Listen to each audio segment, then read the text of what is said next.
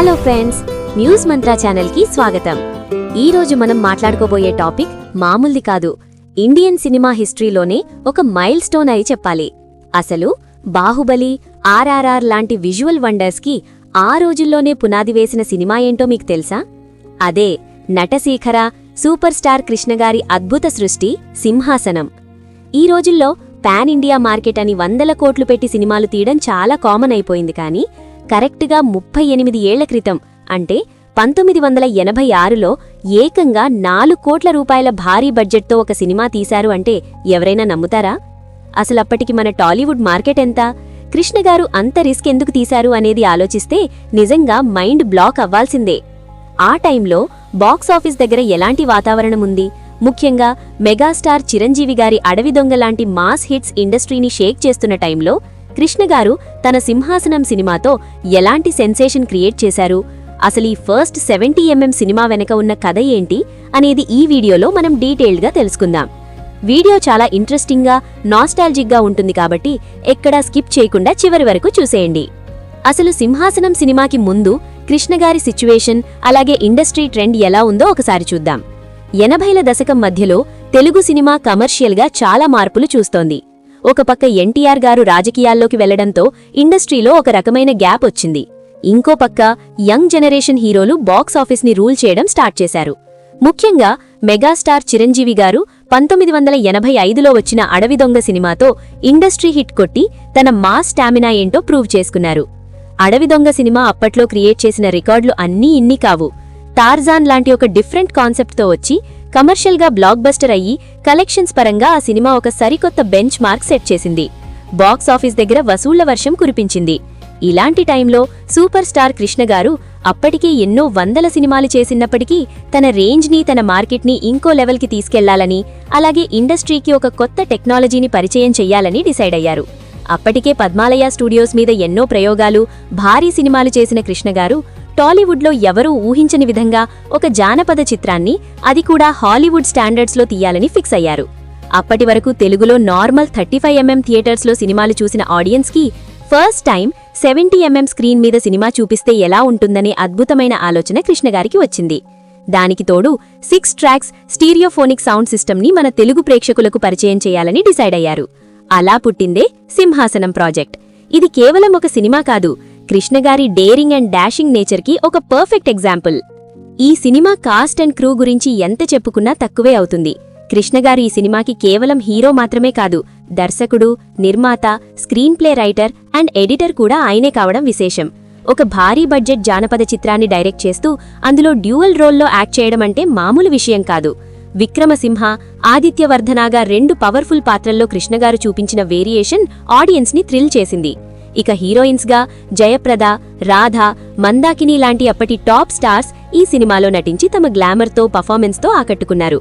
ముఖ్యంగా ఈ సినిమా సక్సెస్లో కీలకమైన పాత్ర పోషించింది బాలీవుడ్ మ్యూజిక్ డైరెక్టర్ బప్పీ లహరి గారి మ్యూజిక్. ఆ సాంగ్స్ అప్పట్లో ఒక ఊపు ఊపేశాయి.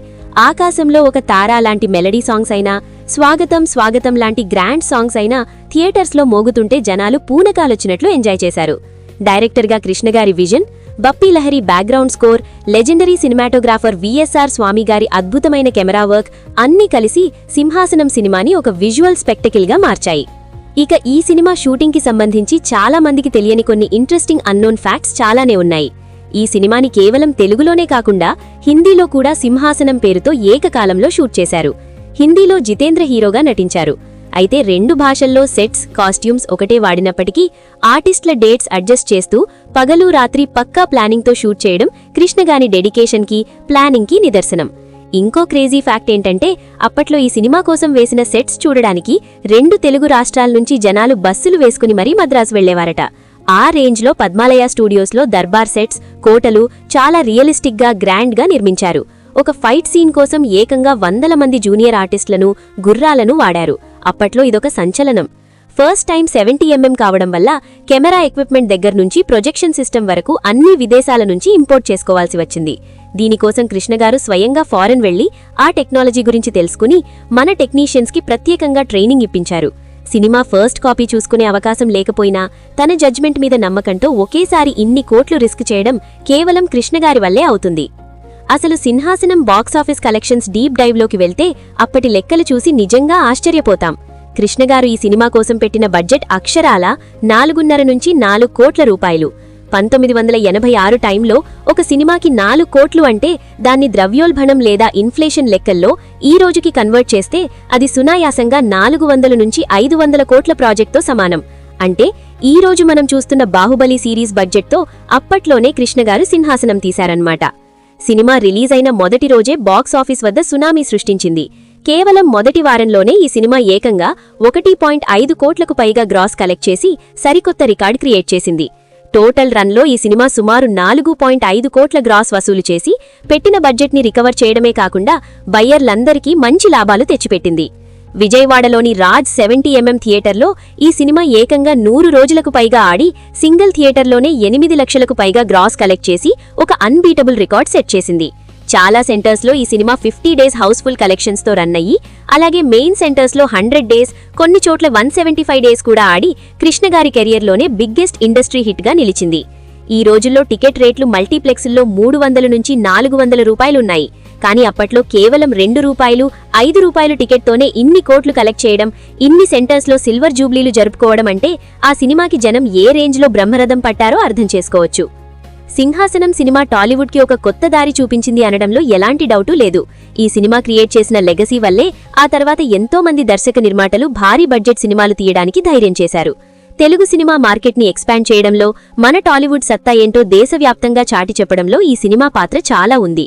టెక్నికల్గా మనం బాలీవుడ్కి కానీ హాలీవుడ్కి కానీ ఏమాత్రం తీసిపోము అని కృష్ణగారు ఈ సినిమాతో నిరూపించారు.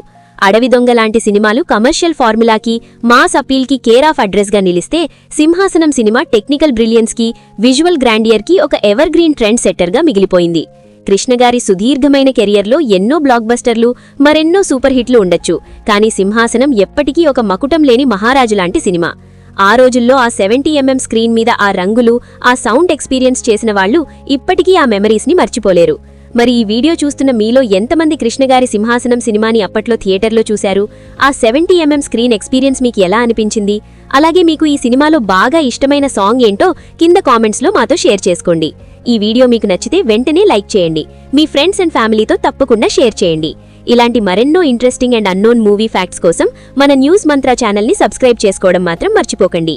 మీలో ఎవరికైనా ఇంకేదైనా పాత క్లాసిక్ సినిమా గురించి డీటెయిల్స్ కావాలంటే కింద కామెంట్స్లో అడగండి. నేను తప్పకుండా వీడియో చేస్తాను.